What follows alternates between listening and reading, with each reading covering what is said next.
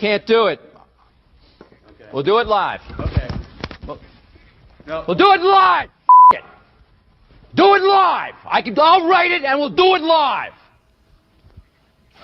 Thing sucks. Yeah, that sums up most Fridays. We welcome you in. It's the Daily Puck Drop on a Friday with the go-to guy, Jim Moore, who is with us. We're on YouTube. When you're at the YouTube channel, please like and subscribe to the YouTube channel. Also on the podcast platforms, Apple, Spotify, wherever you find your podcasts. Always leave 5 stars and write a glorious, wonderful review of the Daily Puck Drop. Coming up today, Pete Carroll. Oh, we're going to get a Pete Carroll's back. Can't believe Carroll is back. The offensive coordinator search. Hey, Pete's back. Woo, woo, woo, woo, woo. Pete's back. Ichiro wants to get drunk with the reporter and probably wants to kill him. We're going to talk about all those things. And of course, coming up on the show today, we got our handicapper Troy Wens and Chris Egan coming up later for King 5. No Lofa Tatupu today. He's traveling. Now I think he's traveling because maybe he's headed to Vegas with Pete Carroll. I'm broadcasting inside the PuckSports studios. It's built by Limbach Lumber Contractors. They got everything from whole house packages to homeowner DIY projects. Largest stock moldings in the Northwest. Old school service because they've been doing it since 1930. Give them a call, 206-782-3487. You can follow the program and all the social media platforms, PuckSports on Twitter and Instagram, Puck_sports on TikTok until they take it away. Maybe they don't take it away. And, of course, you can sign up to become a Puck's Posse member. You get all of the Daily Puck drops and all of our interviews, plus VIP access and bonus interviews and bonus content when you sign up to be a Puck's Posse member for just is $5 a month. We're paying you to do it for crying out loud. PuckSports. Plus, you're giving a discount for a year, too, aren't you? And a discount for a year. A discount for a year. Jim Moore is brought to you by a Clean Streak, Puck, professional window and exterior cleaning service, proudly serving Island and Skagit counties for more than 10 years. But if you're in Pierce, Snohomish, King, or some other county, Brian Turner will help you out. He'll find someone that will do the service for you if he can't go that far to do it himself. And what do you get from a clean service? You get gutters cleaned. Your roof will be cleaned. You don't have to get on ladders anymore. Don't get on a ladder. I've got a buddy who got on a ladder just last week. He fell off the ladder and broke a couple ribs. You don't want to be that guy. Jeez, okay, want to be that guy. Clean Streak a call at 360-395-5748. That's 360-395-5748, or visit acleanstreak.com. Get your free estimate today and have a great weekend. Let somebody else do the work for you. All right. We welcome you in. If you're on the live show, you can always participate in the chat. We've got it open for you. Everybody is in there, the old everybody who usually is there. So hello to one and all. Everybody wants to know, where are you today? You're on the road. You're headed back to lovely Bend, Oregon, and you find yourself where? We're in the Dalles, right on the Columbia River. You know where the Dalles is, just east of Hood River. It's west of Pendleton. Probably it's north of where you live.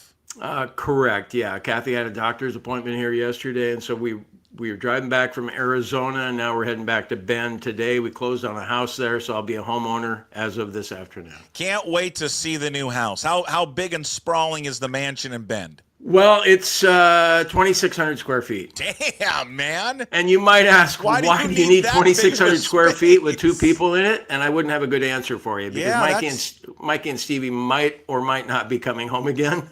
We'll find out. That's a pretty big space for 2 people.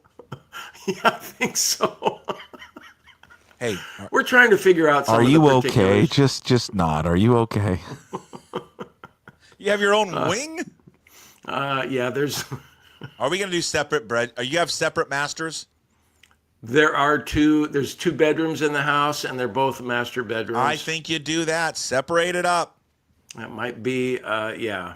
You know what? I think we've gotten on each other's nerves on this trip, and so Sure. it might come to that. Hey, Ryan Downey says, I think you got a space for a golf simulator room. I'm with Ryan. Do we have space for that? We do. Then let's build a golf simulator. Just to say it, it's a 3-car garage. It's like, you don't need a 3-car garage. Mid-60s, we should be downsizing. I don't know what the hell we're doing, but here we are. So we love the house. The backyard is nice, and yeah, it kind of backs up to a park. There's a hot tub. And, I made money hand over fist, working at KJR and 710 and the PI. And so I had to spend it somewhere. Yeah. Good Come Lord. visit. Are you going to come visit? Well, we're down there. I'll try to avoid you, but we're down there for Memorial Day weekend, the Bend Memorial Baseball Tournament. So yeah, we'll see you. We'll come on down. Can't wait to see it. We have time for golf? No. No? Okay. Well, it depends. I don't know when we're going to get down there. Our tournament starts on Saturday. So Saturday, Sunday, Monday. Maybe if we get there a few days earlier. Maybe, yeah. I can squeeze it in. We'll figure it out. That sounds like no. No, it doesn't sound like a no. I don't know. I don't know what the sounds like the typical is. Seattle person response. I am beholden to a CEO. I don't know when they want to leave to come down. If they would come down earlier, yeah, I'll sneak in around. It's on you, of course. Your wife runs things around your house? Of course she runs things. Not at my house. You're always been a lion. Oh, shit. She wears the pants in the family. Yeah. Well, I can tell. You look tired and worn out from everything. All right. Hey, you already had time to write a column on this hey, where can we read all of your work, by the way? Let's see, Jim Moore, the go-to guy.substack.com. There you go. Did I get it right? Yes. Yeah, I need subscribers. I need clicks. I need page views. Well, start making up stuff. Well, I am. In addition to the Pete Carroll story that I wrote today, you can also, this is something that's been bothering me for a while. Pete's in Vegas is the headline. Yeah, and I know that we should be talking about Pete Carroll right now and not horse poop, but it bothers me that horse owners are allowed to go on trails where we go on, and yet they don't have to clean up after their horses. Fair point. Why is that? Fair point. Why is that? Point. Is it because it's so harder to dismount? Well, it's do they so not have large. big enough bags for horse poop? Why do dog owners get the bad rap of not picking up their poop if they don't?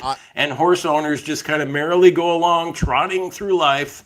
I would say because you would need like a black, like a heavy duty garbage sack for the horse poop. Fair point though. I don't know. I don't have much of a counter to that one, Jim. Yeah. Well, okay. If you get to the bottom of the Pete Carroll story that I wrote at Substack.com today, I've got a little thing about horse poop. Yeah. Okay. And there's a picture there. See, there's a picture. What is the horse poop anyway? So you decided to take a picture of horse poop. Yes, I did. Yeah. Well, this is why, and how many, I don't know why people aren't subscribing yet. That sounded sarcastic to me a little bit. Pledge your support. And I wanted to know why people say bless you when you sneeze. So I did I've done research. There's a little bit of everything in this column today. Okay, so you Googled it. What'd you find out? I found out that the most interesting thing is that they feel like your spirit, part of your soul, is leaving when you sneeze, and so people bless you, hoping that you'll be whole again, from sneezing, and they didn't want you to lose that spirit and that soul that you have. Yeah. It sounds like a bunch of BS, I know. It does, but I'm in. Yeah. Well, okay, thanks for promoting the Substack there. I appreciate that. Well, there you go. Well, there you go. Jim Moore, the go-to guy.substack.com. Sign up and pledge your support today. Pete's in Vegas. What do you make, huh? Woo! Pete, what are we going to do? I don't know. Let's spin the wheel. Maybe Russell. Woo. Maybe Geno. Maybe I call my good friend John. We get Geno. I don't know. Gardner's there. I like Gardner. Woo! What do you think?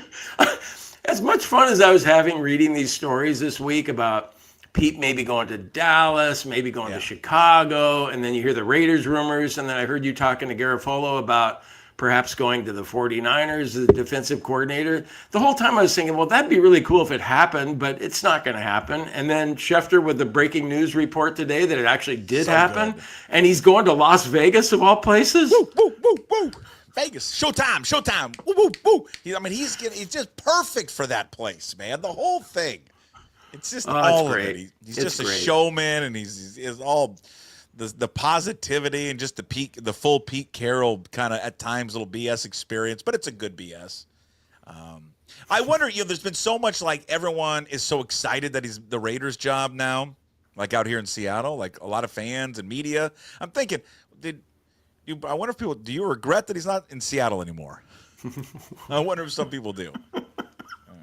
Maybe not. No, we were talking about before the show today, and you're right. It's because people wanted him out.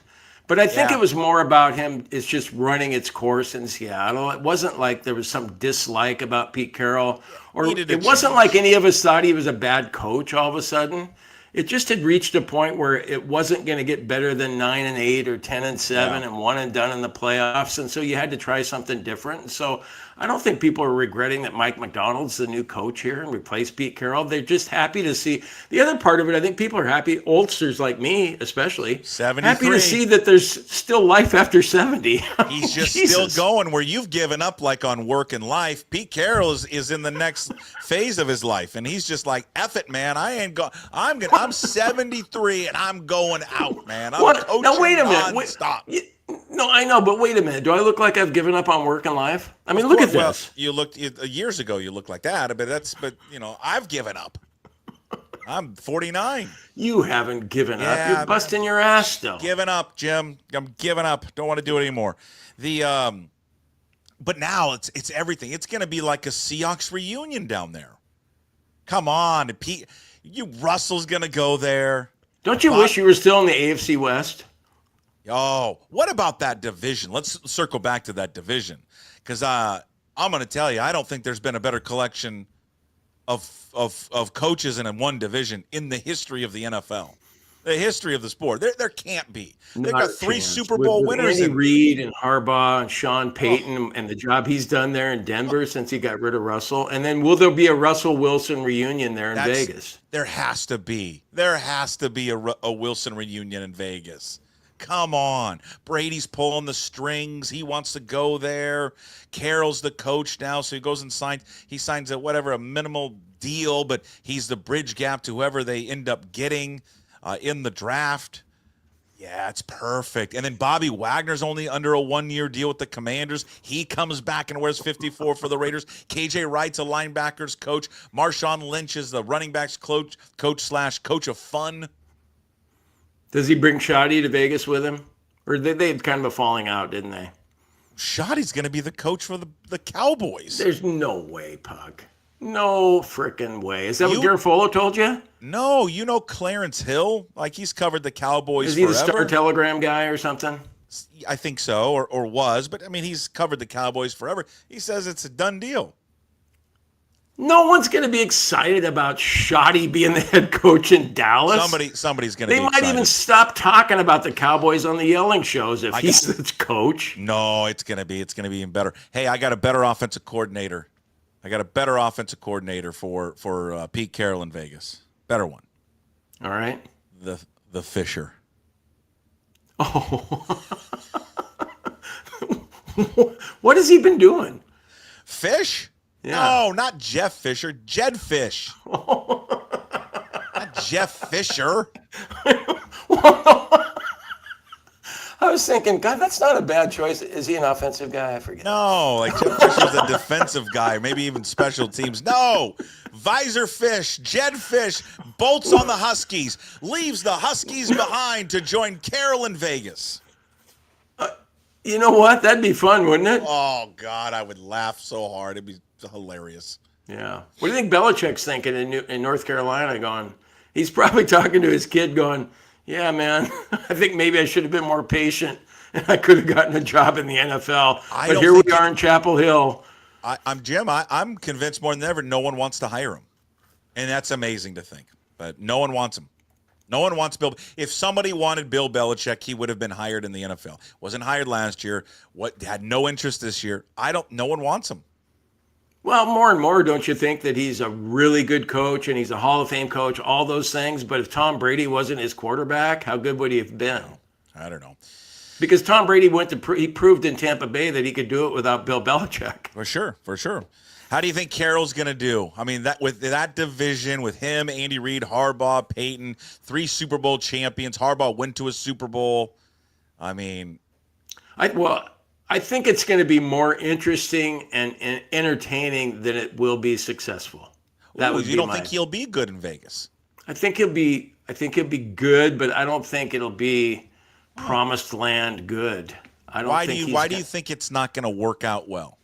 Well, he's been successful everywhere he's gone. He's going to be 74. in September. What, do you we think all, he's going to we die all on the say job?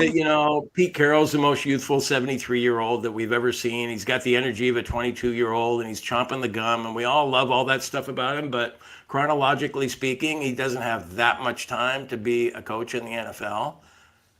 What? Headline: What? Carroll 2 years before death. Jim Moore. I was thinking about it. If he died on the sideline, though, he'd be fine with that, wouldn't he? Well, sure. But I don't think. I mean, he's as youthful as a 73-year-old can be. Don't you think now he plucks? I mean, Belichick or Fisch's staff is just going to be rated, right? Because Bill Belichick. Don't you? I love how Bill Belichick. Is Carroll's kid still there with Fishy? Yeah, Brandon. Okay. Is it Brennan or Brandon? Brennan's the one who with the beard. I would imagine Brennan, or both of them. I don't know where the other one is. Is it Nate? They're going to jump ship and go to Las Vegas. Why wouldn't you? And then doesn't Carroll just do kind of the same thing? Hey, I'm going to set it up to what one of my kids maybe takes over the Raiders job. I mean, he probably can't do that. It's the NFL. They don't operate that way like college does. But Fisch is going to lose his defensive coordinator, his offensive coordinator, because of the two guys he brought in during camp of hey, how about all these guys around our facility, around our team, and now they rated his coaching staff. Yeah, to sell all these kids on, boy, you come here and we'll give you the NFL experience before you get the actual NFL experience. Yeah, and they got the NFL experience where just coaches leave and it's a business. They got it. Well, do you differ on that? You think Carroll's going to be successful there? Look what he's up against. I mean, Patrick Mahomes is still in the prime of his career, and he will be for a few more years at least. And so you got that. You got Harbaugh, the Harbaugh-Carroll thing coming back together again. What's your deal and that whole deal? And it's That'll great be fun because the Chargers rate. I mean, they're all great rivalries in that division, but Chargers and Raiders is great. Yeah, that's going to be fun. I mean, the personalities in it. I'm not gonna count him out. I'm just not. He's it's not going to be overnight though. They're 4-13. They were good defensively, but offensively, clearly without a quarterback. I want Minshew to be the guy. He's got one more year there on his contract. Sounds like they want to cut him. I don't know. Maybe Carroll will feel differently about Gardner Minshew. Hopefully he will. It's gonna be Russell. It has to be Russell Wilson. It just has to be. Maybe he'll go fishing on Sam Darnold if the Vikings don't stay with him. I mean, obviously there could be a USC Sam Darnold guy. Yeah. Yeah. Yeah, absolutely. They got the 6th overall pick. I mean, I don't know the latest mock drafts of who would be available to him, but I mean, they select a guy in the NFL draft that they can get. But what are all those guys saying now? It's like Cam Ward's ahead of Sanders now, isn't he? Well, Kuiper did his mock draft and had Cam Ward number 1. And Sanders isn't necessarily going 2 or 3, is he? Or is he maybe dropping to somewhere in 6 where they maybe could get him? How about Coach Prime going and joining Pete Carroll there in Vegas? Why are you asking me mock draft questions? I don't know, because I don't know, and I'm thinking that you maybe know more than I do. Okay, I don't care. No, why would Dion go to Vegas? You do care. You care. I like mock drafts, don't you? I do like mock drafts. Like whenever we see Cougs that are in the draft, we get excited about that. Are we claiming Cam Ward as a Coug? Well, no, not really. Kind of. Well, how do we view him? Well, one mock draft I'm just looking at PFF, who has Ward going number 1. They give the grade a C-. Going to Tennessee. It has Hunter going 2 to the Browns, and then Sanders going 3rd to the Giants. Who do they have Vegas taking? They have Vegas taking that wide receiver out of Arizona, McMillan. Oh yeah, that Tetaroa. Yeah. How do you say his first name? Yeah, you got it. Tetaroa. We'll go with that. Yeah. And then Tennessee, though, aren't they talking about generational talent? Don't they want to take Hunter? Oh, because you don't think Cam Ward's a generational talent? Do you? I do not. No. No, I know. No, I don't think so either. So maybe they could maybe get Sanders at 6, but. We always see it. Quarterbacks are overdrafted, so it's just so fascinating to see Carroll back in the NFL so quickly. the fact that he's coaching the Raiders, the fact that it's with, Mark Davis, who I guess is quite, is the owner, but the real owner, despite him being the minority owner, is Brady. Brady's pulling all the strings. I mean, Brady hired his buddy from Tampa Bay to be the new GM. Like, he's running the organization at the same time getting paid $360 million from Fox to be a broadcaster. It's hilarious. Yeah, how does that work anyway? Isn't that a conflict of interest somehow? Can he truly be an objective, analytical broadcaster when he owns a team? No, because there's certain things he can say and not say, but no, he can't. If he does a Raiders game, which he could, Mike, is he going to be critical? God, Pete, I don't understand that. He can't do Raiders games. Sure he can. Are you sure about that? Yeah. Unless I'm mistaken. I'll bet you 20. Not do a Raiders I'll bet game? you 20 he can't do Raider games. What do you mean? Like okay, wait a minute. That they make the decision he can, or he can't, like, under his contract, do a Raiders game? Well, either way, $20. Okay, well, I'll just look it up right There's now. no way. There's no way that they would allow him to do a Raiders game. Hold on. Are you looking it up right now? Yeah. You got a podcast to do, man. It's a show. We're doing a live show. I got a kick out of some of the Twitter responses to Pete Carroll going to Vegas. You owe me $20. What? Yeah. Until Brady, he does a Raiders game, I don't know you shit. No. The bet was no. Don't get away with semantics. The bet was he's not allowed to do it. He is allowed to call Raiders games. Why would they allow that? I don't know. All right, I'll owe you $20. He can't enter the facilities of other teams. He can't attend practices of other teams.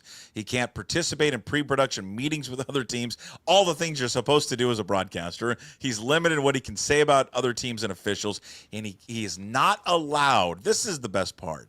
But there's wiggle room. There's like gray area here. He's not allowed to criticize referees or teams, but he can call Raiders games as a Fox Sports analyst.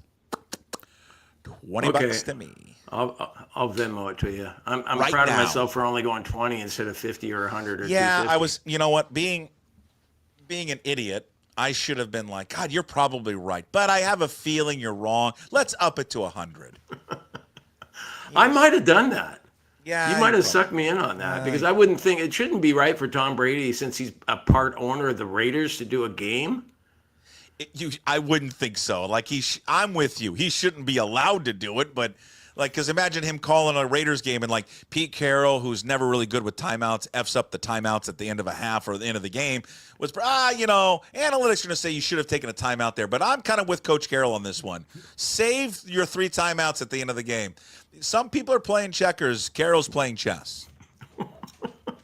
Or how about when Pete challenges a play, Oh. God, we almost didn't hire him because his success rate in Seattle when he challenged plays was not good, but we felt like a change of scenery would be good for him here in Vegas, and he'd be all right in that respect. They said when we were thinking about hiring Carroll that, one of the things that he'll really struggle at is that he doesn't have any consistency with his offensive coordinator, and then after every game that they lose, that they don't run the ball enough.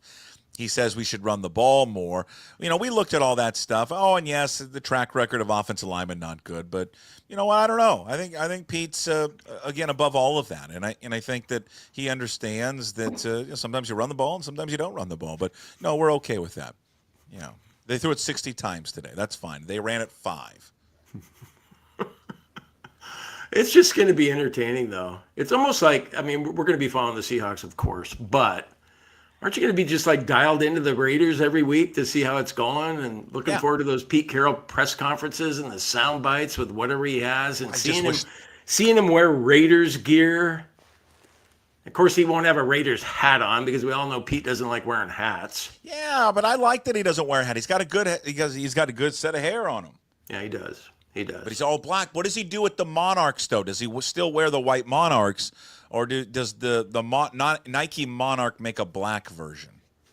Ooh. Yeah, huh? You didn't think of that, did you?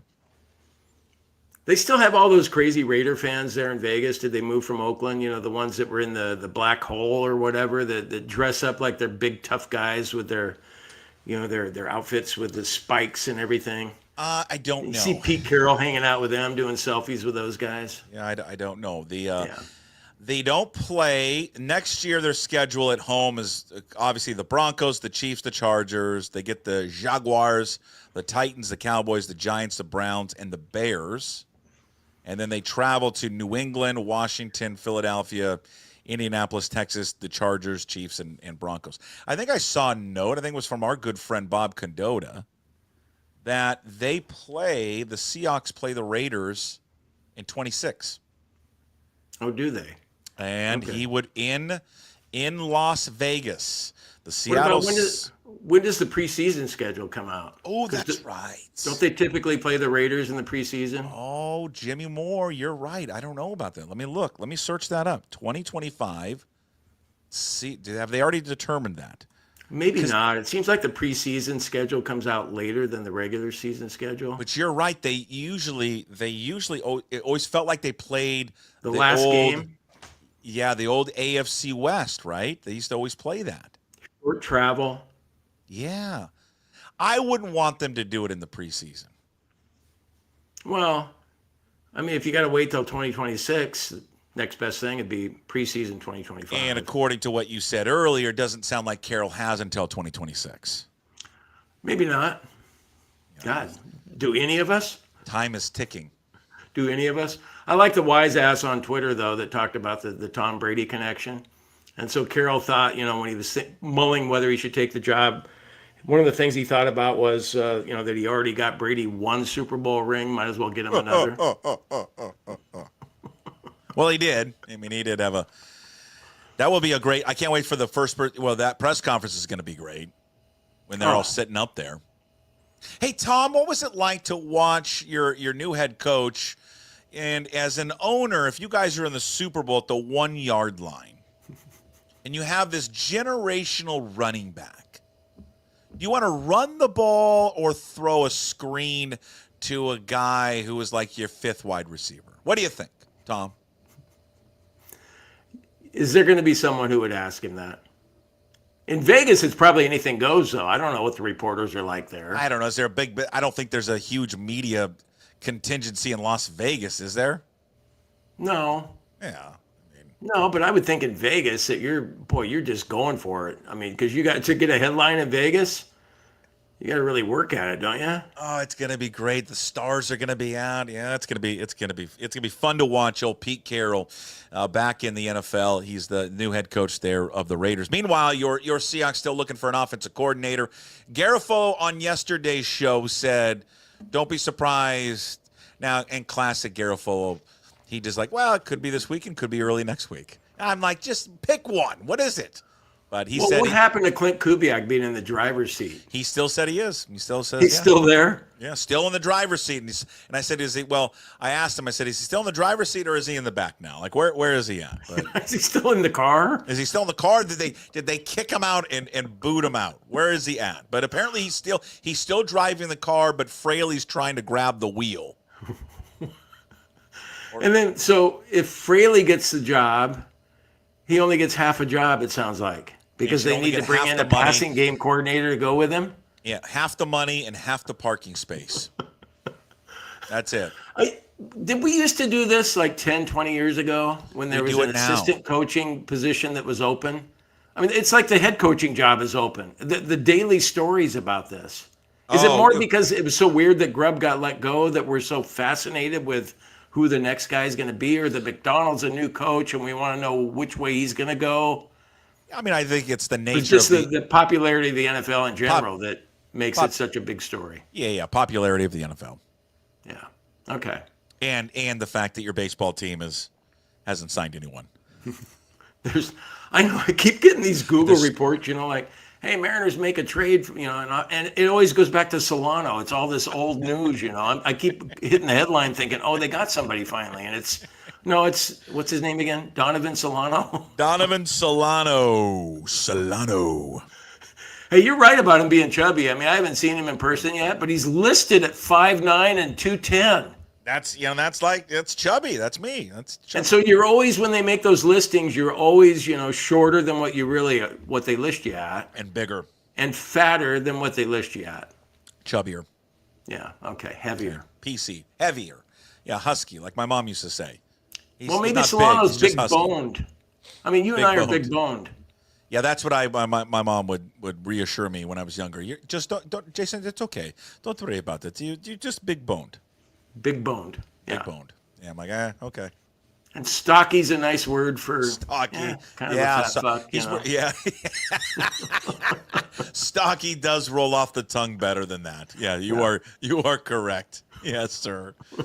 I've been stocky my whole life. Yeah. God, I pint of ice cream last night. Good for you. I couldn't help myself. Well, that's okay. Go ahead. Yeah. It's you're in retirement. You're celebrating a brand new home. You're celebrating the idea that you're going to build a golf simulator in your home. These are all good things for you. I'm also celebrating that there's only a week left in January. Oh, that's right. Yeah. How is the sobriety going? The dry January for all you quitters out there. It's going well, but it's almost on a nightly basis where I feel like, God, yeah, I'd like to have one. The waiter comes up to us. My wife's going, yeah, what kind of red wine do you have here? And, she'll get her drink. And then, what would you like, sir? Oh, I'll have water, please. Yeah, that gets old. It's boring. It's boring. I'm boring as a sober person. But you have chosen this. I don't feel sorry for you if that's what you're looking for. If you're looking for, I don't feel sorry for you. I'm not looking for sympathy or empathy. Want to make sure. No, I'm not looking for any of that. I'm proud of myself, though. I mean, I've done two things I'm proud of myself in my life, and that's one, I ran a marathon. Two, this right here, this month. This month. This is the second most. Oh, and then all three of my kids are Cougs. I'm proud of that. I would have just thought maybe having 3 kids, maybe that was accomplishment. But they're all Cougs. Don't you hope that Mari and Owen go to Washington State? I do not. You don't? No. Why? I want them to go someplace else. Like what? Out of state so you can pay more money? I just want them to have their own thing. But whatever. I mean, I know the daughter. She's not going to go there. I know that for sure. Let me put it to you this way. I mean, yeah, that's the way Mikey, Stevie, and Brooke, I always wanted them to do what they wanted to do.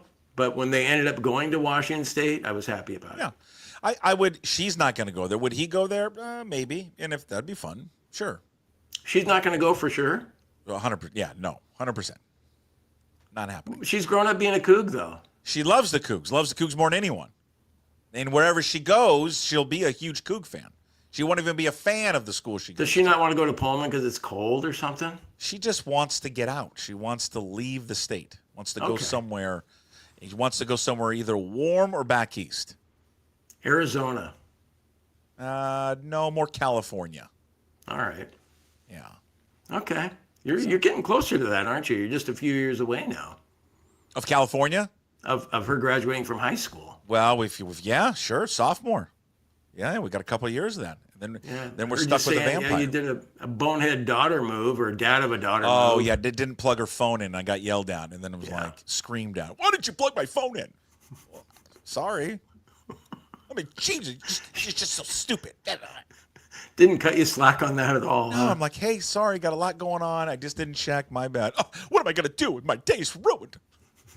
Because you didn't have your phone? I think your day's going to be perfect that you didn't have your phone. It's great. Yeah.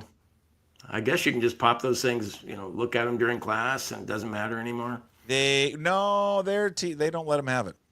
They can't have it. They can't have it in school. What do they do? They check them in when they get to school? They don't check them in. They just can't have them. The teachers in their classes don't let them bring it out. So. Oh, okay. Well, maybe not every teacher, but at least her teachers, they don't. They're like, no, keep them in. I wish they would check them in. Yeah, check them in right when you walk in. Done. I like those restaurants that have a little box on the table. I've yet to see one, but I've heard about them. I've read about them where everybody, when you're a family and you check in, you have to put them in that little box so you talk to each other and look at each other. Huh. Yeah. Okay. How about just have some self-constraint and just, I don't know, discipline and don't look at your phone? Yeah. It doesn't happen. It just won't happen. You can try that. I know. All right. So Ichiro wants to have whiskey with this person. God, make it happen. I would love for this person who didn't vote for him to have a bottle of whiskey with Ichiro. I think Ichiro would do it, don't you think? I think he would, since he brought it up. Yeah. What do you think Ichiro would he be upset with this guy, or just want him to lay out what his reasoning was? I don't think Ichiro would be upset. I think he would look at it like, I'm answering the question for you. I think he would look at this guy and just go, hey, I want to just know what your thinking process was. Yeah, I agree with you. I think he would just want to let me hear your rationale of why you didn't vote for someone who has over 3,000 hits, over 4,200 hits combined, who changed the sport for an entire country, who won a Gold Glove 10 times, is one of 4 players in the history of the sport to have over 3,000 hits and 500 stolen bases. But you tell me why I wasn't worthy enough for your vote. Yes, I would like, and I wanted them to share a bottle of whiskey. And then I looked it up because, the Japanese culture, very big into whiskey, right? You know this. Japanese whiskey. I did not know that. Oh, Japanese whiskey is very, very good, very refined. So I looked up the most expensive bottle of whiskey that they could share. You are going to be blown away how much this costs. It's a Yamazaki 55-year-old single malt. What do you think that goes for? We're talking a fifth? Yeah, 55 years old, single malt, Japanese whiskey, most expensive whiskey in the country. Okay, since you're bringing it up like that, I'll shoot high. Yeah, I think I'll still shoot too low, even though I'm shooting high. I'll say $5,000 a bottle. No, not even close. Not even remotely close. 25,000? $934,000. Seriously? Can you go into a local liquor store in Tokyo and... I don't think you can, nor do I think Bevmo carries it. Do they have a little microphone or a little button you have to hit so that... No. Hey, yeah, I'd like to pick up the one that's almost $1 million. Yeah, thanks, Pat. The most expensive one you can get here, doing my in-depth research this morning. I don't think you can get this at Bevmo, but I think the most expensive one you can get in the United States costs $25,000. You imagine having that much FU money where you're like, you know what? I'm going to get the 55-year-old Yamazaki, and it's going to cost me $1 million, but whatever, it's $1 million. Do you think if you had a taste test and you had Jim Beam, Jack Daniels, and then that $1 million bottle, and you just kind of swirled it around in your mouth and tried to taste the flavor, that you would notice that much of a difference? You know what? I normally would say no, Jim, but I'm going to tell you right now. My buddy, I don't know how expensive this bottle he gave me a long time ago was, but there's another brand of whiskey called Hibiki. Hopefully I'm pronouncing it right. I can't remember how old it is, but it was pretty expensive. Not in the thousands, I don't think. And and he gave it to me. We tasted it, and I'm like, yeah. You can just... Would it go down like butter? Away. Yeah. There's just no... zero aftertaste. There's and zero... what was the proof bite on it? Oh, I don't even remember. I mean, do you sometimes you have that 120 proof bourbon? No, I don't think it was over 100. It almost brings tears to your eyes, 90-ish, the steam coming off of it. Yeah, I'm telling you. Unbelievable. It's just unbelievable. Yeah, it's expensive. All right, so we'll see. Hey, last thing before Troy Wins comes on. And we're going to get our gambling picks for this week real quick. Have you followed, I thought you would love this story. Have you followed this Liam Cohen? Do you know who Liam Cohen is? I clicked on the headline today because it sounded controversial, whatever was happening there. Now, he became Jacksonville's head coach, didn't he? He is the Jaguars' new football coach, Liam Cohen. He was the offensive coordinator for the Tampa Bay Buccaneers. He took over for Dave Canales when Canales went and took the Carolina job, okay? He was interviewing for the Jags job and then pulled out of it. And it was believed to be he was the number one candidate for the Jags job, but he pulls out. And then a day later, Trent Baalke, who, remember, one time was with the 49ers, now with the Jags. Then old Shad Khan, who was the owner of the Jaguars, fired him. Fired Trent Baalke. Just, threw him out. Then, before he had fired him, this Cohen guy had agreed with an extension with the Buccaneers to make him the highest paid coordinator in football. But he hadn't signed it yet. Then Baalke gets fired. Then he starts re-engaging, does Cohen with Jacksonville behind the scenes about becoming their new head coach.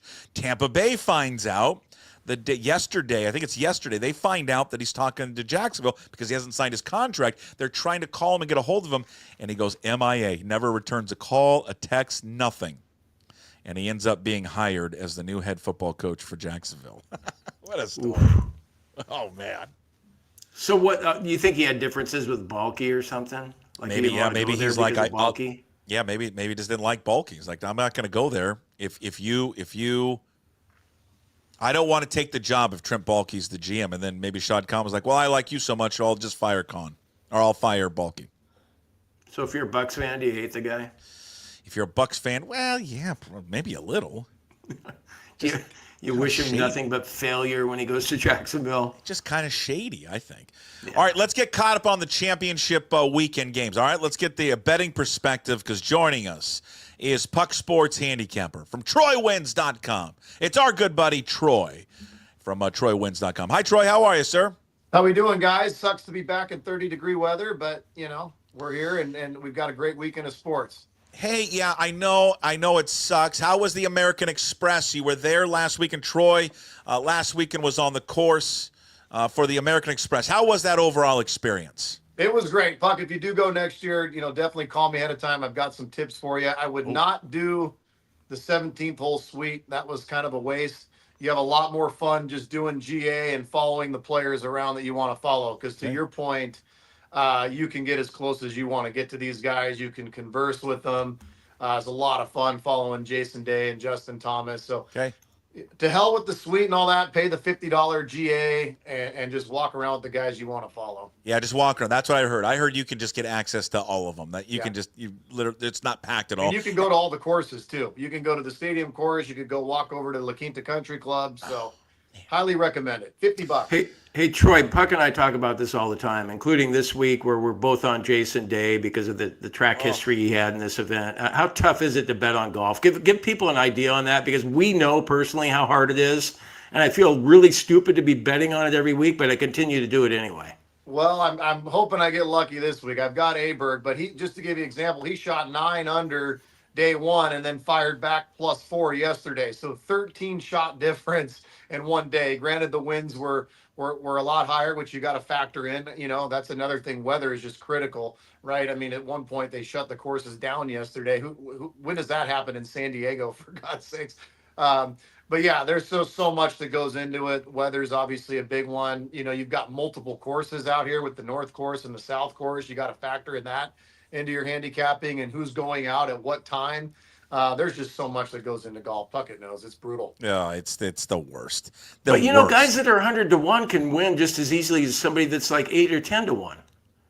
That is true, but I will say this: I don't have the exact stat in front of me. Puckett probably knows better than I do. But I was talking to a golf expert, and when you talk about the majors, there's really only about 10 guys that can win these majors, right? When's the last time you had a 100 to 1 actually win a major? It's very rare. You would think it'd be a lot more, but it's believe it or not, it's not. It's like there's a field of like 12 or 13 guys that really actually have a chance to win the majors. Especially when you get to the majors and like the signature events. Like next week is the AT&T of the signature event. Like it's going to be a big horse that wins it. It's $20 million. Yeah, it will just be one of the, like, you know, to your point, it'll be one of the top 15 players in the world. I bet would be. Yeah, I was surprised to hear the exact stat, but it was with the Masters. It's like it's the same 8-9 guys cycling through the Masters. You know, British Open. All that. Let's get to. We'll get to the games. We'll do our dog of the week. We only got, I guess, 2 games to pick from. Obviously, the championship games. The Commanders. Did you guys see this? Commanders after week 3 this year were 250 to 1 to win the Super Bowl. It ties the largest, if they get there, it will tie the largest and win the whole thing, the largest mark since the 99 Rams. It's unbelievable. It really could have been the Seahawks, right, guys? Could have been the Seahawks. Yeah, it's just incredible if they were able to get there. It is. And then the Bills this week are the second most popular bet this weekend via BetGM. The Bills to beat the Chiefs straight up. All right, you want to get right in the games? You want to go NFC first? Let's do it. Let's do it. Yeah, you know, this is a tricky game without a doubt, right? That line is crept anywhere from 6 to 6.5. I hate to do it, but I'm going with the Eagles. I just think the Eagles at home, the colder weather, I think plays a factor. I know it's not supposed to snow like it did last week, but I think the cold weather is going to slow the Commanders down. I think Jaden Daniels regresses a little bit. I don't think you're going to see the game that he had against the Lions. I think you're going to see a lot of Saquon Barkley. I think Hurts is going to bring a better version of himself that he has. I like the Eagles in this one, 27-17. Ooh, okay. Yeah, well, that's a tough one though, because I mean, do you find that people let their feelings get in the way? Because it's almost like the Cinderella team. Everybody always wants to go with the Cinderella team, and I think the Commanders qualify this year. Everybody seems to be pulling for them. I saw that the money line bet, the plus 240, that's the biggest, most made bet there in Vegas so far. I think a lot of people overreact to what they saw last week, which they saw a team that, against the Detroit Lions, in a dome on turf. They saw Jaden Daniels just look absolutely remarkable. This guy, Jaden Daniels got benched the last game of the year against the Dallas Cowboys. That's how bad he looked. They had to bring in Mariota to relieve him. I just think in the cold weather against a really good Eagles defense, this is not the Detroit Lion defense in 40-degree weather. I think he's going to struggle. I like the Eagles to get the job done. I think a lot of people are overreacting to what they saw the Commanders do against the Lions last week. All right, what about? Sorry, Puck. I mean, they came so close to losing to the Rams last week. The Eagles did, though, and I still feel like there's some dysfunction there with Philadelphia. I'm not quite sure, if they're fully on board. The whole AJ Brown reading a book and everything, and Jalen Hurts. I'm not 100% sold on him, and I'm buying into the Cinderella thing, is what I'm trying to tell you, Troy. We'll see what happens next week. I don't blame you. Hurts, since the concussion, has not looked himself. There's no doubt about that. AJ Brown hasn't put up a 9-catch 100-yard game in quite some time. But I do think overall the Eagles are the more talented team. They're at home. The place will be rocking, and I do think the cold weather plays heavily to the Eagles. Yeah. All right, let's go to the AFC. Chiefs and Bills. This game, again, they meet one more time. Josh Allen can't beat him in the playoffs. He can beat him in the regular season. The Chiefs are favored by 1.5 over the Bills. The total's 48.5. What say you, Troy Wins? My real money will be on the under in this game. I just think the Chiefs, if you watch them play offense lately, it's just so slow moving. They like to control the clock. They're not this hurry up offense like they've been in the past. They're very methodical. They like to run the ball. They like to go to the tight ends, a lot of dump downs. I like the Bills. I'm going to have sucker written on my forehead because every time I bet against Kansas City, I seem to lose. But I'm going with the Bills. I think Josh Allen finally gets the job done. I think they're the better football team. They've shown that over 17 games. But my money will be on the under. I think this is like a 24-21 type of game, 21-19 type game. I don't think it gets to that 48.5, especially in the cold. It's going to be low 30s there in Kansas City. But I like the Bills in the under. Your issue with Mahomes is his issue with Brady, and you two are never going to learn. Probably right. You just aren't. You're probably right. I never learned with Brady, and I have not learned with Mahomes. Gonna learn. I don't agree with that shit. He's talking down to us, Troy. You're the frickin' handicapper. He doesn't know what the hell he's talking about. I know that's true. I don't know, but I do know this. You two are never going to learn. Troy's a professional handicapper. That is true. That is you true. two are never going to learn. You're some schmo that took Jason Day this week. Hey, he's 5 off the lead. Oh, my God. Jason Day from Adelaide. I don't appreciate being talked down to, and I'm an amateur handicapper. If I'm Troy Wins, I'm taking offense. You're having him on your show, and you're talking down to the guy. I don't like it. Which way are you going to go? Are you going to put your money on the Bills or the Chiefs? I'm going with the Bills because we have a professional handicapper who's going with the Bills as opposed to, oh, good, I'm gonna go with the tired old storyline of Patrick Mahomes. You don't bet against Mahomes. Well, this year you can bet against Mahomes. He wasn't that good against the spread this year.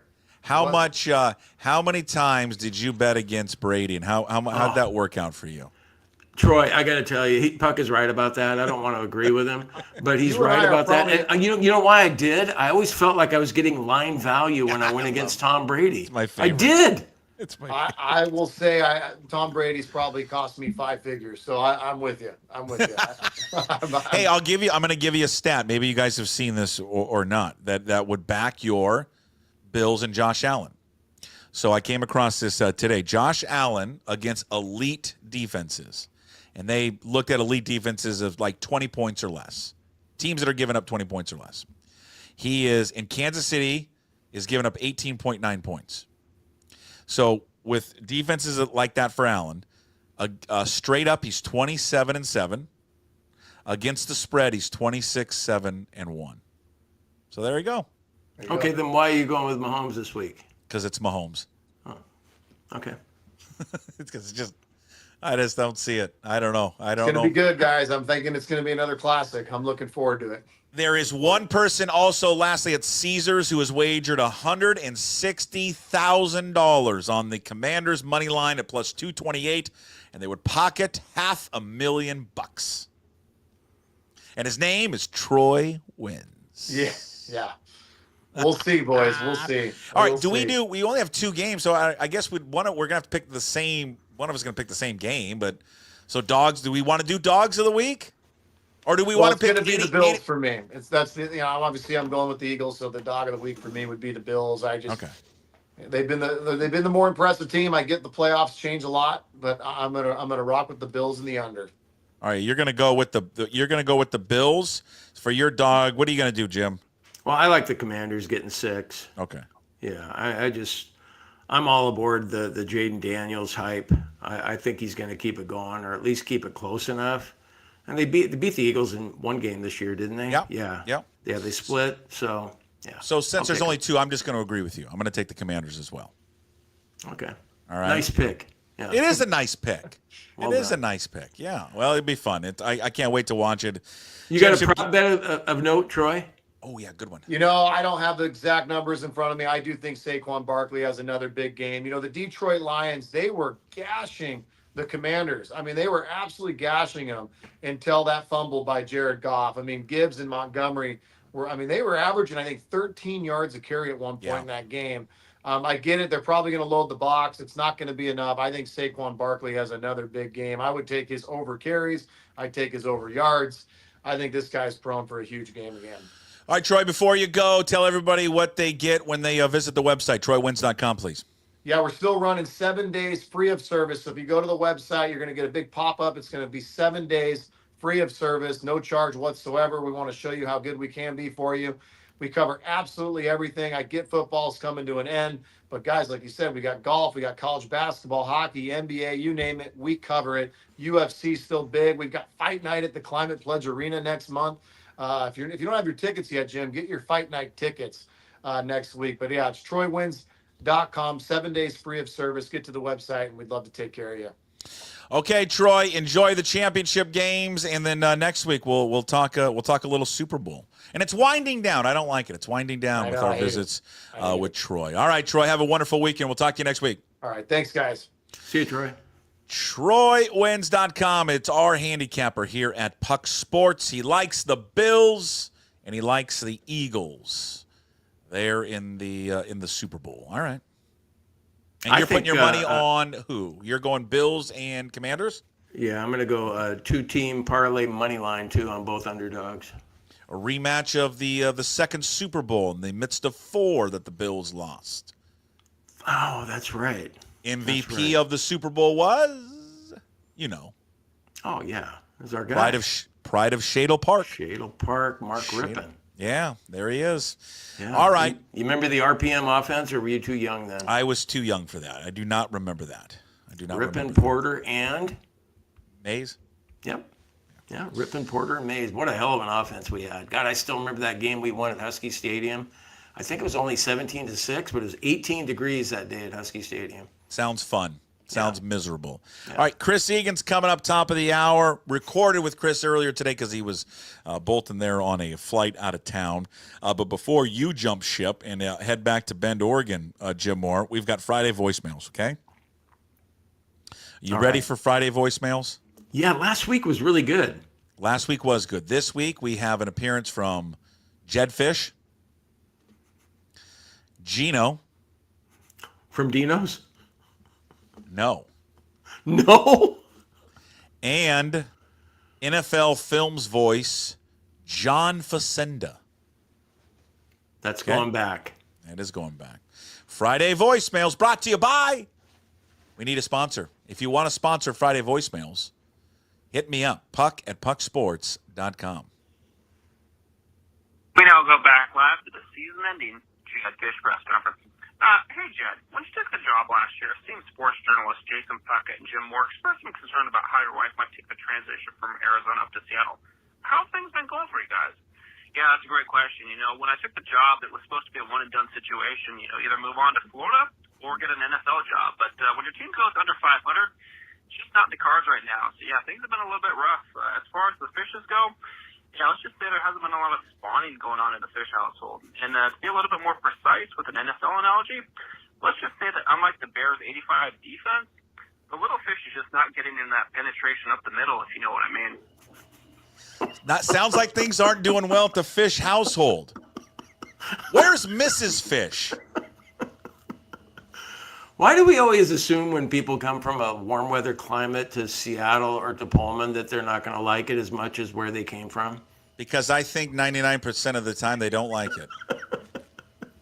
No, Puck, I was in Arizona for 2 weeks, and it was, 60 to 65, a couple days right around 70. It felt like Hawaii. I mean, it just... You haven't seen Mrs. Fisch. You haven't seen her at all. She's nowhere to be found because she's back in Tucson. Where is she? Is she a hot ticket like Dickert's wife? Yeah, she's. Oh yeah. Is she? Yeah. I haven't seen her either. You have never seen her? No. Yeah, go ahead. You got time to flash her up there? Or? No, you go Google her by yourself. You go search her up. She's back in Tucson with Humberto. All right. That was a great voicemail though. The whole spawning thing. Yeah, it's good. It's good. Yeah. It was very creative. So we go from Jedd Fisch now. Your Seahawks quarterback, Geno Smith, checks in on voicemails. Geno from, Maui. Well, I supported Ruggs, but Geno made him the fall guy. $6 million. You want to know what threw a monkey wrench into the disconnect between the coaches? Well, Geno decided what was the better play and pay.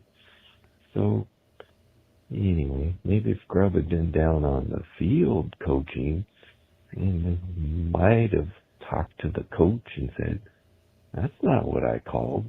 The coach would have said, oh, and they would have looked at me, but I got my $6 million. Yeah, my favorite part of the Geno, and it was not. It's a little hard to hear that one. Not from Dino's this week, but he was from Maui. Is just at the end when he kind of but he kind of almost does a burp where he almost says, I feel like he's going to throw up in his mouth when he says out. Just I like me that Geno always sounds intoxicated wherever he is. I mean, he probably had a few Mai Tais before he called in. I mean, that's how the whole character was born. Geno from Dino's when he was heading home on 520 or whatever it was, I-90. All right, last voicemail. And this pertains to you, by the way. This is about you. And this is the famed NFL Films voice, John Facenda, on one Jim Moore. The go-to guy has known troubles behind the mic before. But this time on a sunny Scottsdale day, he had nowhere to go. The dog's barking in the background, and his wife nowhere to be found. Jim Moore fights through the pain until the job is done, and he can finally find a working toilet and sit down for his well-deserved number 2. How about John Facenda doing you and your struggles last week on the show because you did the whole show with having to go to the bathroom? I'm honored. You should be honored. I'm debating on whether I should use a filter and tell you the rest of the story. No, you use a filter. She's in the room. She may be sleeping, but... Oh, no, she's in... I've already told her the story. She knows the story. I'll go ahead and tell it because I've got just no shame, no pride, no nothing. And I know you got Egan on tape, so it doesn't matter when you get to him. Yeah, but I'd want to wrap it up. You pooped your pants, didn't you? No, but what I want to know once I'm done with this story is if you would have done the same thing. Okay? You ready? Oh, you're not going to tell that story, are you? Oh, God. Oh, no. I don't care. Shit, I'm retired. So what? Tell the story now. Okay, tell me if you would have done the same thing. Okay, here's what happened. So the water was shut off in the house. Kath, stop. The water was shut off in the house, and we couldn't get the water turned on. And so, just for somebody who doesn't know what the hell we're talking about, I had to go to the bathroom, but I couldn't use the toilet because there was no water. You couldn't flush it. You couldn't do anything. Couldn't turn on the faucets or anything. So I thought, okay, Kathy went to get breakfast, so I didn't have a car. I had nowhere to go. I was at my mom's house in Scottsdale. My sister said, you can come over and use my bathroom, bro. And so I went over to my sister's house, which is 6 houses down, knock on the door, ring the doorbell, no answer. She knew I was coming, but no answer. Found out later that she was in the garage with her husband changing a light. So I thought, well, and by this time I really had to go. So I walked back to my mom's house and I thought, okay, what am I going to do? If I was in the Northwest, I'd probably go out in the garden area somewhere and then just cover it up or shovel it, over with dirt. So what did I just thought, God, I have to go. We've all been in that situation where you have to go and you have nowhere to go. So I just went in and used one of the toilets. But we were leaving the next day and I didn't want to just leave that in the toilet. So I thought, okay, what am I going to do? I had to do what I did. You enjoying this so far? Puck? Hello? Yeah. Oh, you haven't okay, I'm almost done. And so I thought, okay, we're leaving the next day. I can't just leave this in the toilet. I've got to do something with it. So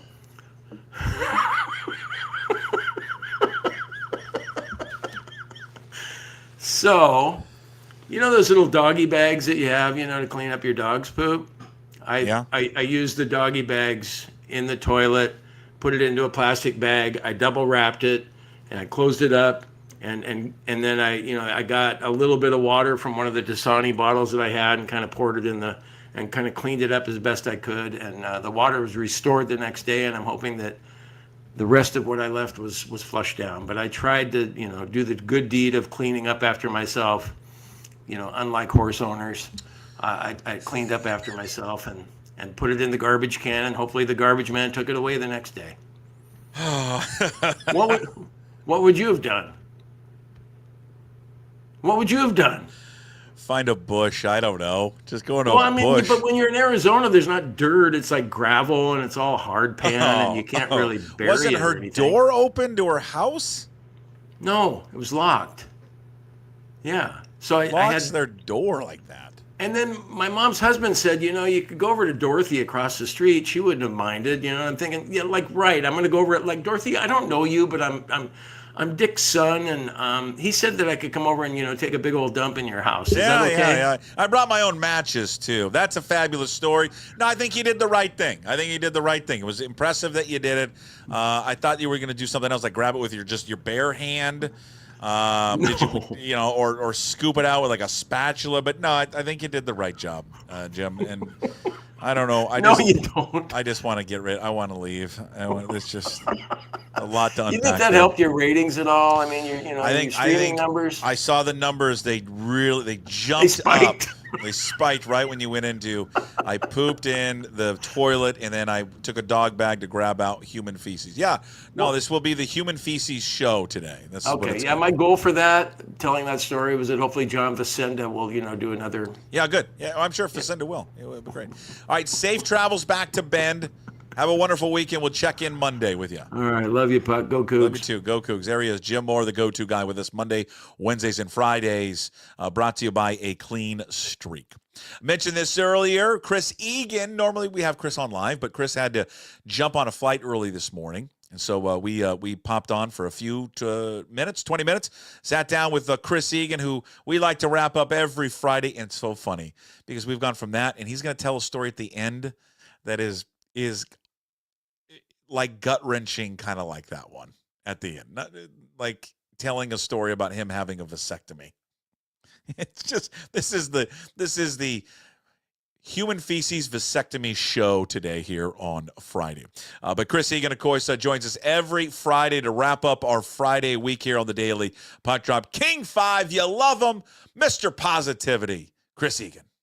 It's always that time of week. It's a special week as we close the week with sunshine and positivity with our good friend Chris Egan from King 5. His weekly appearance brought to you by Fat Zach's Pizza. 3 locations in Sumner, Puyallup, South Hill, home of the original No Big Deal Pickle Pizza.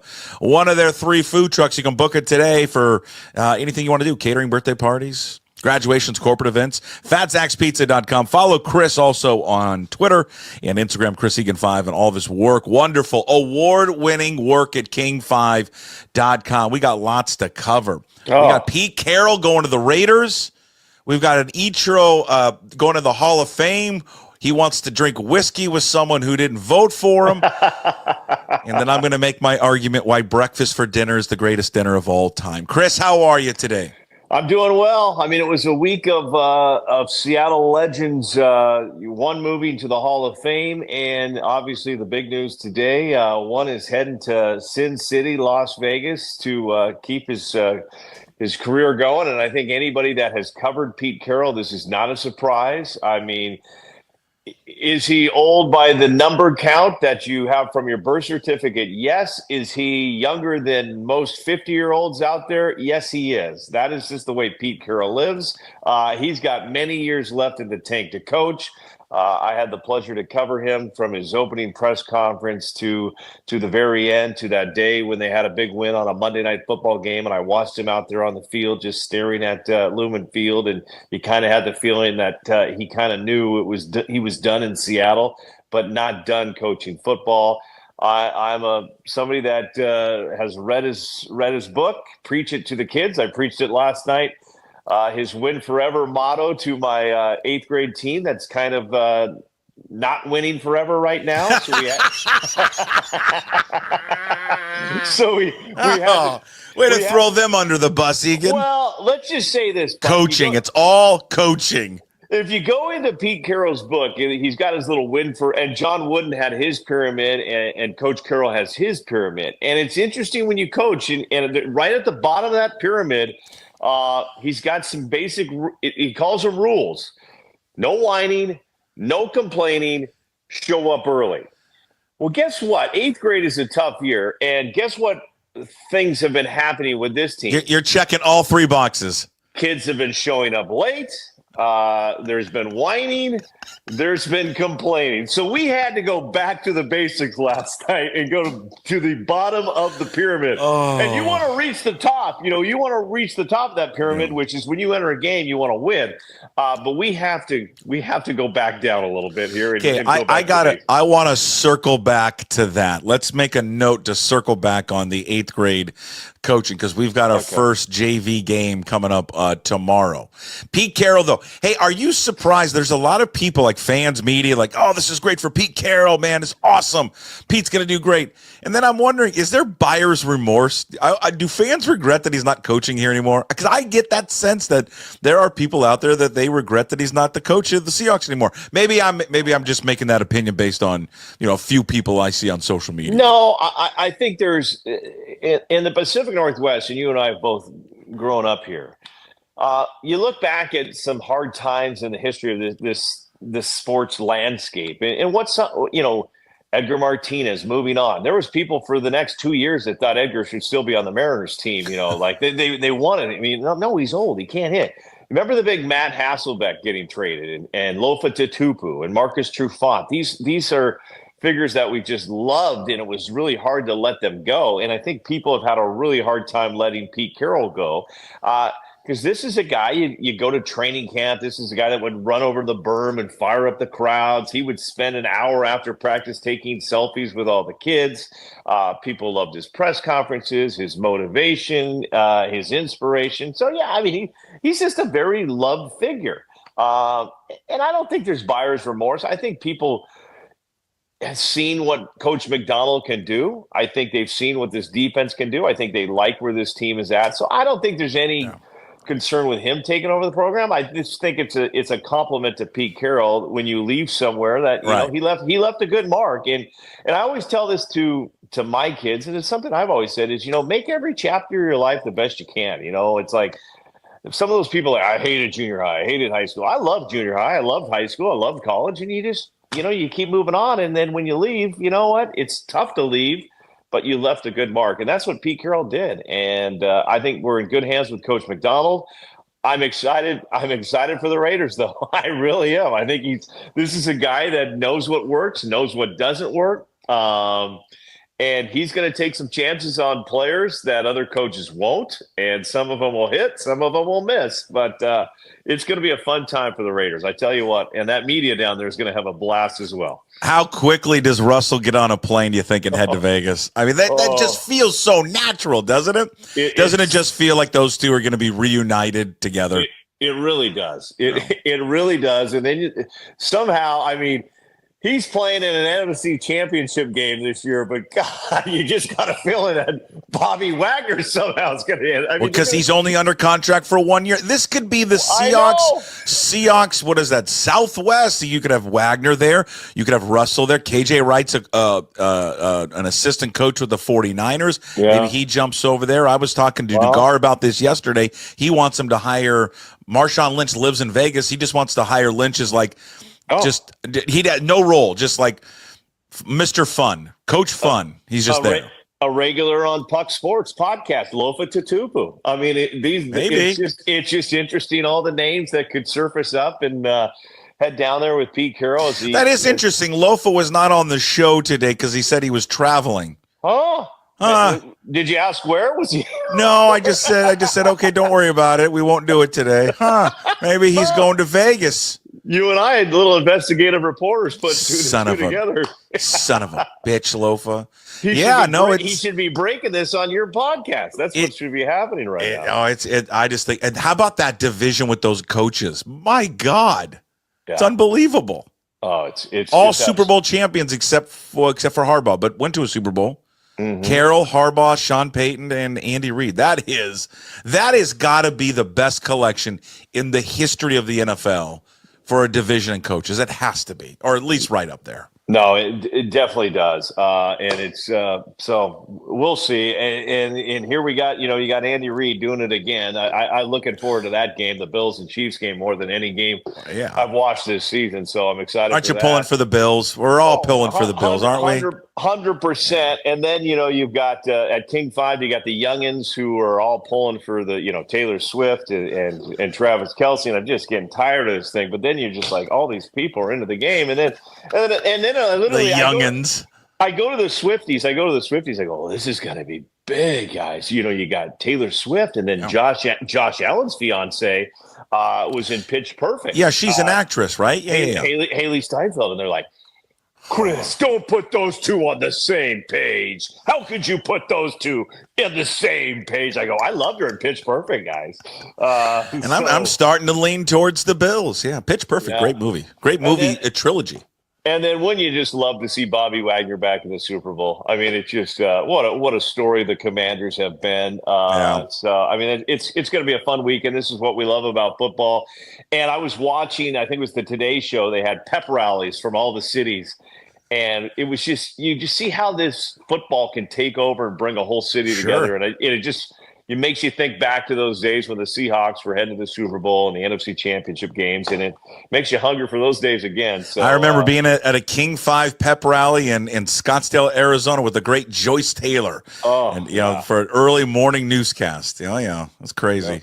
Good fun. So but our best to Pete Carroll. He did nothing. Like I said, I loved covering him. I learned from him. It was on a morning show, Puck. I was doing on a radio station 12 hours for the 12th man, and we had Pete Carroll in one morning. It's like 6 a.m. What were we doing? Was this on 710? Yeah. It was with Ray Roberts and Claire Farnsworth back 12 hours. When was this? This was for what? This is, I think, the Super Bowl year. The first one. First Super Bowl, when they won that one year. Yeah. Okay. And then my shift was from like 5 a.m. to 8 a.m. I think it was. Okay. And it was us three. And Pete came in. I still remember this to this day. And I even post the selfie because that's the moment him and I took the selfie. And he's asking me about coaching youth sports. And I still remember this day. And he was like, he was into it. He goes, Chris, your job as a youth coach is to find out how each one of those kids can help you on the team. And then it's your job to make sure that you put them in the position to succeed. And he was basically, we were talking, I think it was maybe baseball at the time. He goes, if a kid can't catch a ball, then you're doing a bad job as a coach if you put him over at first base. You need to teach him how to learn to catch before you put. It was basically just, he goes, that's what I do with the Seahawks. I'm like, well, I mean, Pete, you're getting, Division I 5-star athletes. Just little better athletes. just maybe, little better. Maybe easier for you to place Cam Chancellor there and Earl Thomas there, and I got this guy's over here picking his boogers and lying down on the grass. I don't know if I can put him over at first, Pete. Oh, I got little Bobby in the dugout talking to aliens. It's a little having a charcuterie board because mom's brought him dinner in the dugout. That's always my favorite. My favorite during Little League is the mom bringing over the kid just a full 4-course meal in the dugout. Like, did you? What are we doing? Did you see it was either on TikTok or Instagram? Since we're talking youth sports, real quickly, it was like the parents of 1990 compared to the parent of 2025. No, send it to me. I loved it. So I'll give you a quick little synopsis of it. Basically, a kid has a bad game, comes off the court.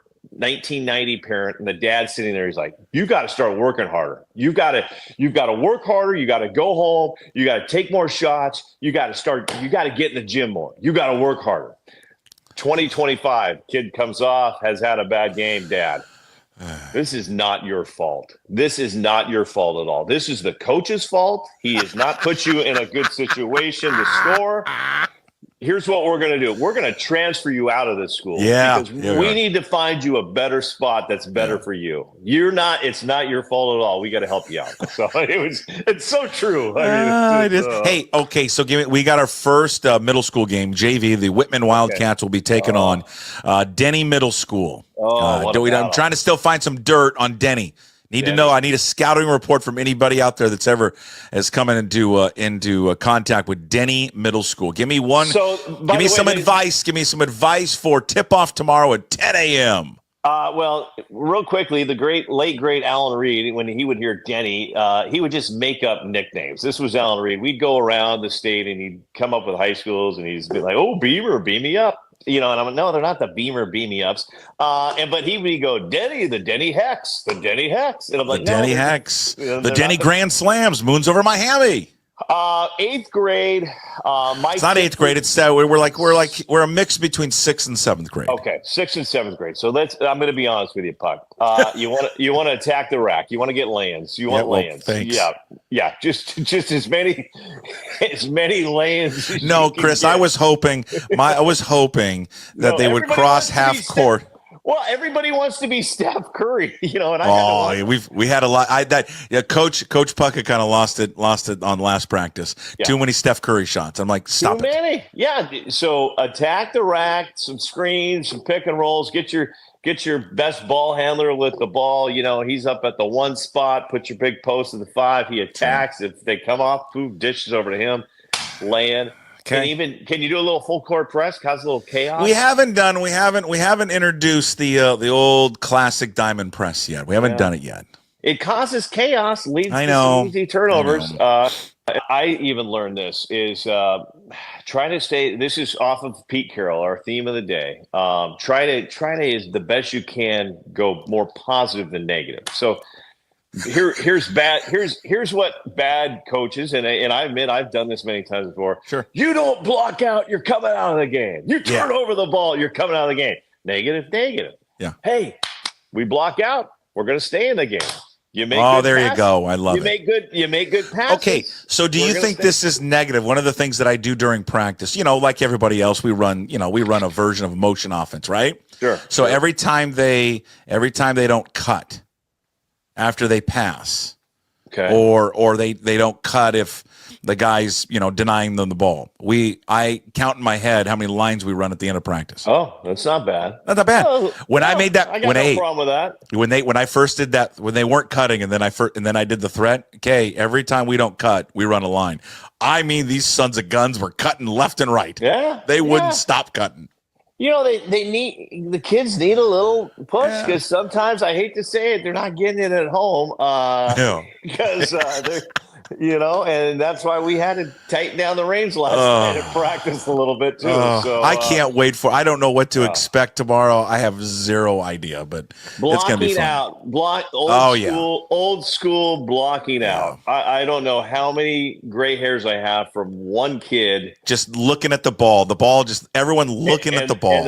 And then as somebody told us, is a great baseball coach told me when I put our worst kid in right field, he's like, Egan, the ball's going to find him. Of course, it always does. And then same thing, you could have 4 really good guys blocking out. The ball's going to go to that other guy that's not blocking out. So it's maddening. Hey, so if I'm this guy who didn't vote for Ichiro, right? Hold on, and now Ichiro comes out yesterday and goes, "Hey, I want to have a drink with this guy." If I'm that guy, Egan, I'm taking him up on it. Maybe I don't reveal myself, but I somehow get a hold of him and be like, all right, it's me. Here's the documentation. I didn't do it. Let me sit down and let's share a bottle of whiskey together and talk about it. Don't you? Why not? Take him up on it. I think so. I mean, in the end, don't you think this is just a huge Yankees beat writer, supporter, Mariano Rivera, that didn't want Ichiro from Seattle to share the limelight with Rivera? I mean, I don't know how you don't vote for him. Maybe he was upset that I don't know. Maybe Ichiro did something and won a big game against. No, I think it's the simplest explanation. I think it's what you said. I think it's somebody from back east who just feels like he shouldn't join somebody like Rivera, and I think it has something to do with the organization too. I really do. I think it's whoever did it was like, we can't have the first position player wearing that uniform. That's got to be for a Yankee or a Red Sox or a Dodger. Yeah, we can't have a Mariners player on the same stage with a Yankees player or a Red Sox when player. Griffey didn't get in, I'm like, come on. Yeah. And that was 3 of them. 3 of them that no, he's not a unanimous Hall of Famer. Oh, okay. Yeah, and I guess I would also argue that Griffey, in my mind, should have been more unanimous than Ichiro. I agree. I 100% agree with that. Yeah, absolutely. So, well, Derek Jeter. I mean, it just that's the one I guess that's surprising to me is how Jeter wasn't.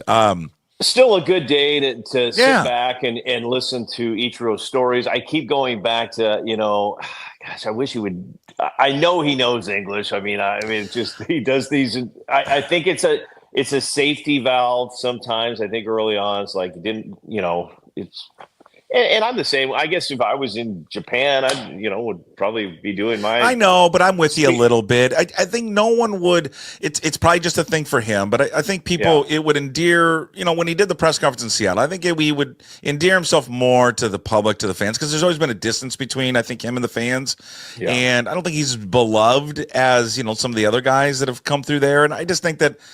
No one's going to care at all. Like when Felix gets up there or one of these Latin players talks and it's not, I can certainly understand him. Is it the perfect English? No, but there's no one that says, oh man, he needs an interpreter up there with him. But I mean, that's what his choice. I get it, but I'd like to hear him do it because his English is good and he's funny and the way he delivers stuff is funny. Now, I had the first question in the press conference, Buck, and I was so close, but I did not. I was going to ask him, who do you think is going to be playing third base? But Hey, Ichiro, what do you think of the Mariners offseason so far? I did not go there. You should have. Which thankfully, I don't think Tim Heavley would ever invited me back. No, he wouldn't have. And I love Tim Heavley and Kevin Who Martinez. doesn't? I mean, they are first class and put together. That's why I want this team to win more than anything. Not for the fans or myself. It's for the Heavleys and the Kevin Martinez's out there that just given this organization everything. Puckett, have I ever shared with you the Ichiro story of why I grimace every time I think of Ichiro? No, give it to me. So Ichiro was traded. I don't know if you remember the day when he was traded. It was in August for the Yankees? To the Yankees, yes. I was off that day for good reason, Puck. I had a vasectomy. And to share with you how this moment, let's take you to the vasectomy. I'm not going to paint the picture totally. I don't need you to paint the picture of them taking a scalpel to your junk. No, as I'm getting the vasectomy, you don't want anybody to know who you are, and they've got the light shining on you. And one of the nurses literally goes, "Chris, how do you think the Mariners are going to do the rest of the season?" And I'm like, so already. They got the light down there. They're like right on top of you, like right in your package. So the nurse is asking about that. So I go home and you put ice on it, and I had it at like 8 a.m. Sports executive producer Tony White calls at 2:30. Hey, he has a soft voice. I go, hey. He goes, what are you doing? I go, I'm out. Today. Icing my nuts, Tony. Yeah, he goes, Ichiro got traded. I go, okay. He goes, we need you live at Safeco Field. I go, what? He goes, yeah, we need you live at Safeco Field. Oh. And I go, and I'm like, I just had this. He goes, just stand. You're going to stand there and just talk. And so I'm like, okay. So some stupid reason I say yes to this. Hold on. Quick question. Was this another Sylvie vacation? I don't know. I can't recall in this story where Paul is at for some reason, but he's not there. So I go up and go to at the time T-Mobile was Safeco Field. I even have a picture of I have an Ichiro shirt. Ichiro's been traded. Did a live shot at 5. Did a live shot at 6:30. I drive back to the station and I'm going to get out of there. I get to my desk, Puck, and something is not feeling right. And I'm like, what's going on here? And sure enough, this is why, to everybody out there, whether you're a wife listening or a husband that's about to, do not do anything except sit on the couch and watch TV. Things have got bigger. Let's just say that. Things have got bigger. They've gone into larger sizes like a melon, cantaloupe size. And I call, and it's just like literally, I'm in pure like just massive concern of what the hell is going on. So I call my ER doctor friend in Chicago that I went to high school with, and I kind of explain. He goes, "You've got to get your pants off and get a large bag of ice and just put the ice on there and just let that ice just take care of it for at least a half hour." So I go into the kitchen, the King 5 kitchen. I get a big bag of ice. I go into the men's locker room, pull my pants down, and I just put a big bag of ice. Meanwhile, everybody's like, are we going to get an A-block hit for Ichiro? Blah, blah, blah. And I'm like, no, I'm going in. So I just ice sitting there like this. Ice is on me. All of a sudden, the door opens. And he could probably share this story better than I can. It's Jesse Jones. And Jesse Jones opens the door, and there I am with my pants down and just a big bag of ice on top of me. And Jesse just says, nope, I don't want to know. I don't want to know. This is your time, not my time. And I'm like, Jesse, no, nope, don't even explain. This is your moment. This is your time. I'm gonna sneak on out. I'm gonna lock the door on the way out, and I'm gonna let you have your time. And I'm like, no, I gotta have the ice. He's like, don't even explain. Don't want to know. Don't want to know who you're thinking of. So there you go, Puck. Every time I hear the name Ichiro, I reflect back to that dark day in my life. I don't know how to top that. Yeah. So there you go. Thank you, Ichiro, for being traded. All right. Well, I don't know.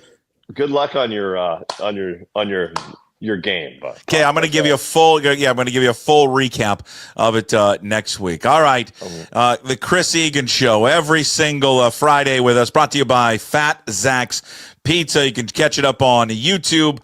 The full show of the Daily Puck Drop. Also listen to it there as well on your podcast platforms, Apple, Spotify, wherever you find your podcasts. And follow him on Twitter and Instagram, Chris Egan 5. All right, Chris, next week, my friend. Thank you. Hey, I got a shout out, Brother Brian. Love and memory of you, buddy. I'm living every day for you, buddy. I love you. Thanks for being with me every day. So he was one of your biggest fans, Puck. So I got to give a shout out to Brian whenever I can. So there you go. You got it. Love you, Chris. All right. Love you too, buddy. Big thanks to, again, Chris Egan. Caught up with Chris earlier today as he was headed out on a trip. He was taken off to go visit his daughter. And we'll probably get more into it next week. We didn't have enough time. It wasn't enough time, but we want to kind of carve it out next week and talk to Chris just about his brother Brian. A year ago today is when Chris found Brian, who passed away. So condolences to the Egan family and to all the family and friends of Brian Egan. He was just an absolute unique character. Just like this show today was very unique. Very, very unique.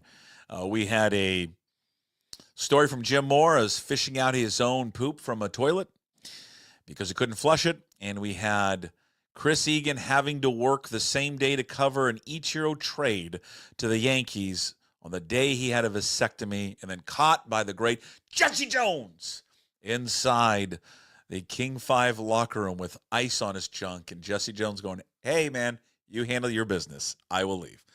It's been that kind of Friday, but it's a great Friday as we wrap up every single show. The Daily Puck Drop, which we do every single day at 10 a.m., which you can check it out on YouTube and X. Later, also on YouTube, you're there, hit the subscribe button. Watch all the videos, please. Also on the podcast platforms, Apple, Spotify, wherever you find your podcast. I love the YouTube music one. That's honestly one of my favorite ones because you can toggle back and forth between the video and audio. So if you like to watch the video and then you're like, well, now I need to just listen to it because I'm going to go to my car or walk the dogs, you can just toggle to the audio there as well. I don't know many people know about that app. Maybe you don't, but the YouTube music app is fantastic. All of that stuff, all of our content every single day is up there. But we wrap up every show, as you know, with Hey, What the Puck, which is, of course, brought to you by our good friends, longtime supporters of PuckSports, the great company located in Ballard, Restoration One of North Seattle, your restoration company, led by our good buddy Trent. He lets you avoid the stress of water, fire, and mold damage with their property restoration services. Give him a call if those damages affect not only your residential, but your commercial property as well. 206-817-8917. Visit them online at restoration1.com. All right, we wrap up the show with Pete Carroll. Good for Pete Carroll. And you know what? Here's the thing. Pete Carroll back in the NFL is a good thing. Not only just it's a good thing for the NFL. It's a good thing for coaches. He's a hell of a coach. Yeah, he's got his little quirks about him. And again, I think the support that's been coming out this week or today that he got the job is not any buyer's remorse or that anybody wants him to would have liked to see him remain the Seahawks coach. I think it's an acknowledgement for a lot of fans out here that, man, he's the best coach in franchise history. He was awesome. And yeah, there's some cheesiness to him. Is there some fakeness to him? Probably. Yeah, probably, but I think everyone's got that. But the way that he coaches, I love the style of coaching that he does, the positivity, but I think would rule with an iron fist. If you didn't do it his way, they would release you. There are a bunch of different ways to coach. I just like the way that his style. I like the fact that when he got an opportunity in the NFL and it didn't work out, he changed his ways, went back to college and kind of mapped out how he wanted to be as a coach. And it benefited him. I mean, just you look at the success at USC, and then he wanted another bite at the apple to come to the NFL. As a competitor, wanted to right that wrong, and he did. He won a Super Bowl, and the wins and how competitive they were. And I think what he did that gets lost when these guys get to the professional ranks. And maybe they lose it a little bit in college. And we've talked about it a lot on this show. Sports is supposed to be fun. He made sports, and I think he made it fun for all those guys that put on a uniform, a Seahawks uniform. And I think free agents and players and draft picks talked about it all the time. I've never had this much fun playing for someone. Yeah, the winning is fun, and they won a lot. But he made the whole thing fun. And we lose sight of that. These guys are playing a kid's game, a game they've played since they're 7, 8 years old. And I think at times, like in the youth sports or even in high school sports, it's become less fun. He made it more fun. I think he reminded all these guys when they came to Seattle that, hey, yes, what we're doing here is serious and it's a business and we need a win. If we don't win, we're out of jobs. But we can also sit back and just remember what it was like to be kids and have fun and play the sport for fun. And he did that, and I think that is a great testament to him, and I think he's going to have great success with the Raiders. I really, really do. Others may have their doubt, but I think he'll be fine there. He's a winner. He's a proven winner, and I think he'll have much success there with Las Vegas. Pete Carroll back in the NFL with the Raiders. All right, that's it for this week's shows. Daily Puck Drop, all the shows available up on YouTube. When you're there, please subscribe to the button, or please subscribe to the show, I should say. And as we have been posting the full show up on YouTube, also splicing out different and certain interviews throughout the week. We'll just post the full show today. The full show is always now just posted on the audio platform. So if you're looking for it, it's just the full show of the Daily Puck Drop every single day up there on Apple or Spotify, YouTube Music, or wherever you find your podcasts. And, of course, always up at PuckSports.com. A reminder, go to PuckSports.com, sign up, become a Pucks Posse member. Not only does a $5 a month membership get you all the free access to everything we do, it also gets you access to bonus content we do at Puck Sports, as well as supporting Puck Sports overall. You sign up for a year, you get a discount to that. So check that out, and also check out, again, all of our stuff up on YouTube, Apple, Spotify, and all the podcast platforms. All right. Have a wonderful weekend. We'll give you a recap of how the Whitman Wildcats do tomorrow in their debut on the JV court, and we'll recap, obviously, the championship games from this week and anything else that comes to mind. Everyone have a wonderful weekend. See you on Monday. As always, promise to be better. No shoes, no dice. Would anybody like to smoke some pot? Yeah. I was born to love you. I was born to lick your face. I was born to rub you. But you were born to rub me first. What do you need my address for? We'd like to send out a mailer. Mother of mercy, I don't speak Japanese!